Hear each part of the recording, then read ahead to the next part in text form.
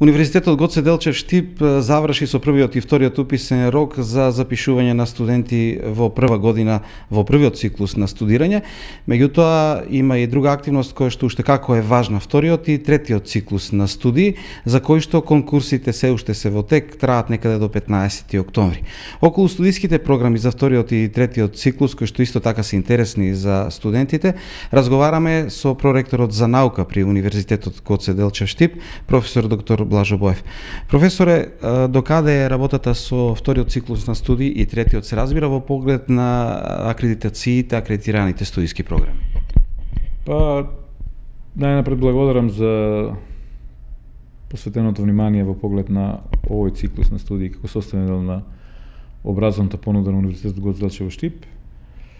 За ваша информација, вториот циклус на студии е активен веќе неколку години и ова се, мислам, веќе така е 6 или 7 генерација. Во некои студиски програми мислам дека и 8 генерација на студенти кои се запишуваат на втор циклус на студии.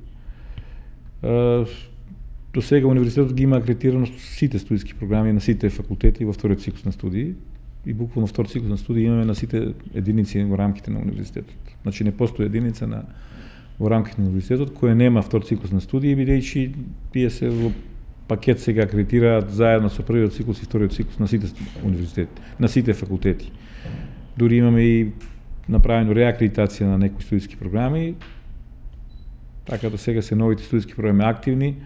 Во вториот циклус на студии тука бројот на студентите е така релативно солиден. Мислам дека има можност за сите заинтересирани кандидати кои сакаат да студираат на втор циклус на студии, значи да го дооформат своето образование во насока на зголемени компетенции во работењето и работата и на овие програми со кои се добива звање мастер, односно да кажеме звање за завршен втор циклус на студии, кое кореспондира со некое звање од поранешниот образовен систем на магистер на науки. Во третиот циклус на студии состојбата е малце поинаква во вториот циклус на студии, бидејќи тука овие програми се веќе втор циклус активни. Овие програми најнапред почна да функционираат во кампус 2, значи во делот на техничките, природно-математичките и биотехничките науки и тука имавме акредитации пред 3 години, првата група на студенти ги запишувавме. Ланската година ги реакредитиравме овие студиски програми и ги проширивме со некои други факултети. Така да денеска образовната понуда во поглед на третиот циклус на УГД е малце поширока и поголема. Денеска трети циклус на студии во рамките на УГД имате на земјоделските факултети студиски програми, имате на факултетот за природни и технички науки студиски програми, имате на информатика студиски програми, имате на техничко-технолошкиот факултет студиски програми, имате на машинскиот факултет студиски програми. На електрофакултетот се во фаза на изготвување овие студиски програми. Се добиени нови акредитации на филолошкиот факултет и добиени се нови акредитации на факултет за туризам и бизнес логистика.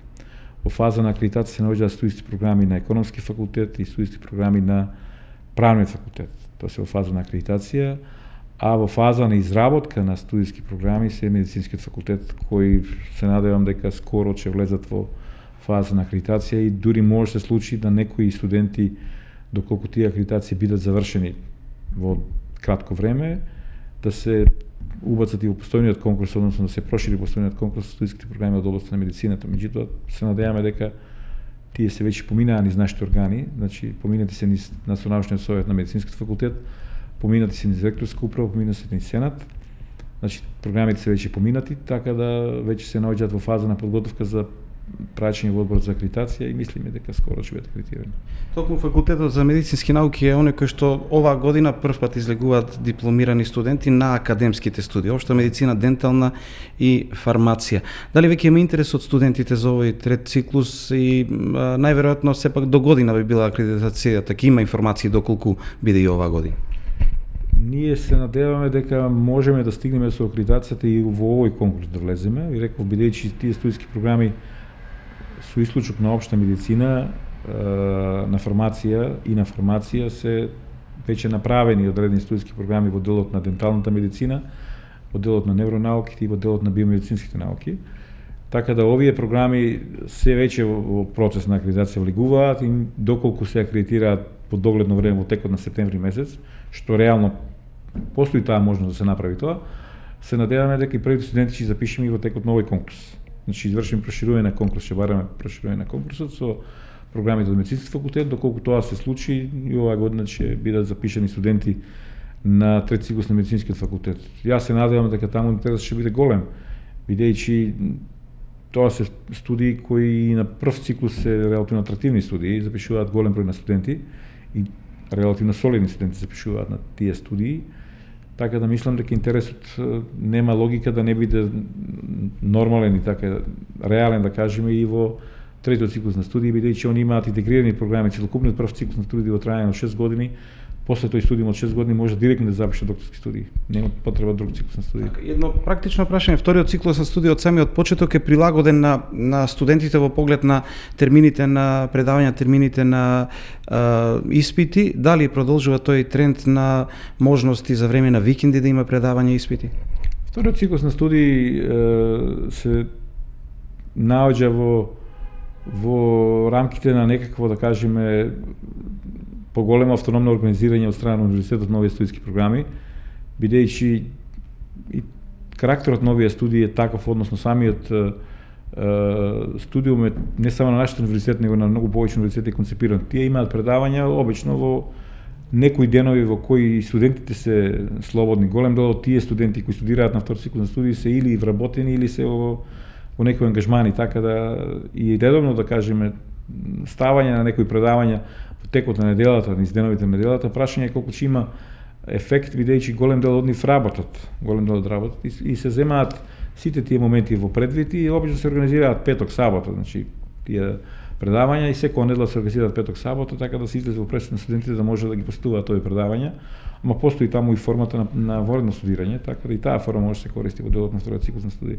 И за крај прашање кој што се однесува на поврзаноста на самиот универзитет Гоце Делчев во поглед на магистрите и докторите на науки и нивната иднина практично на самиот универзитет и значењето на таквиот кадар за развојот на универзитетот Гоце Делчев Штип.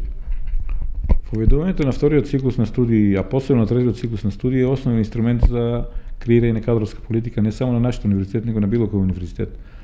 И тоа не ги правиме ни тие студии само за потребите на нас, него напротив ги правиме и за потребите на стопанството, потребите на развојот на индустријата, на креирањето на новите работни места. Меѓутоа, во секој случај е добар инструмент и за креирање на нашата, да кажеме, кадровска политика во делот на заекнувањето на асистентите, докторантите, професорите, доцентите кои можат да бидат утре составен дел на универзитетот. Нема подобра политика од тоа да помени системот на универзитетот. Релативно не зборувам дека и другите кандидати кои може да дојдат од други универзитети, да кажеме, од Европа, од Македонија или било од каде со некое свое стекнато образование во трети циклус на студии, дека не може да го најдат своето место на универзитетот. Напротив, тие ќе го најдат своето место во една рамноправна конкуренција со другите. Меѓутоа говорам дека УГД има изграден свој систем на едукација. И добро е да кажеме да голем дел од нашите вработени го поминат системот на едукација на УГД, бидејќи во основа ќе знаат за што станува збор. Ние промовираме еден систем на едукација кој е малце поразличен, или на систем, да кажеме, на управување и менаџирање со процесите на УГД, кој е малце поразличен од другите универзитети во Македонија, баш поради тоа што во себе вклучува некои елементи на поголема ефикасност, поголема одговорност према студентите, како основен елемент или атрибут на тоа да универзитетот биде модерен и препознаен од страна на студенти, бидејќи во основа се ангажира за задоволување на нивните потреби на знаење и потреби на подобро и поквалитетно образование. Благодарам за разговорот. Благодарам на вас.